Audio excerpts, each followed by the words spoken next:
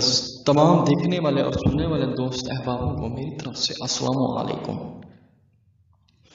दोस्तों, आज आपकी खिदमत में एक ज़बरदस्त सफरी अमल लाया हूँ जो कि आप शैतान की बेटी को हाजिर कर सकते हैं और अपना जायज़ नाजायज़ काम ले सकते हैं। इससे जो शख्स गुर्बत में है या बहुत तंग है, इससे आप काम ले सकते हैं, हर किस्म का काम ले सकते हैं और ये हर किस्म का काम करेगी।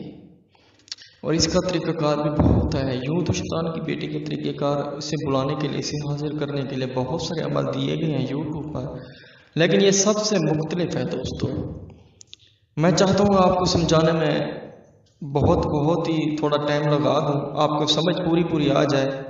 बहुत सारे दोस्त कहते हैं कि प्रोफेसर शहबाज अब्बास, हमें आपके कुछ अमल कम समझ आते हैं, इसलिए दोबारा आपको मैं समझाने के लिए बेताब होता हूँ कि बार बार आपको समझाऊँ कि आपको समझ आ जाए, ताकि आप गलती ना कर सकें और आपका अमल नाकाम ना हो। दोस्तों, आपको एक नक्श नज़र आ रहा होगा, आपने इसे हथेली पर लिख लेना है। दाएं हथेली पर लिखें या बाएं हथेली पर लिखें, ये आपकी मर्जी है। दोस्तों, अगर बाएं हथेली पर लिखे तो ज़्यादा बेहतर है। दोस्तों, इसे लिखे। दोस्तों, एक आप मंत्र नज़र आ रहा होगा, इसे 100 मरतबा पढ़ के आपने सो जाना है। बस एक आपने नक्श लिखना है और ये 100 मरतबा आपने मंत्र पढ़ना है, यानी कि एक लफ्ज़ को आपने 2 बार पढ़ना है। ठीक है दोस्तों, और पढ़ के आपने सो जाना है। रात के 1 बजे या 2 बजे आपको नींद से बेदार करके उसकी बेटी आपको उठाएगी और पूछेगी कि मुझे क्यों बुलाया। आपने इसे अपना काम बताना है और उसे अपने काम बताना है। पैसे लें, इसे जो भी धन दौलत लें, जेवरात से लें, सोना लें, हीरा लें,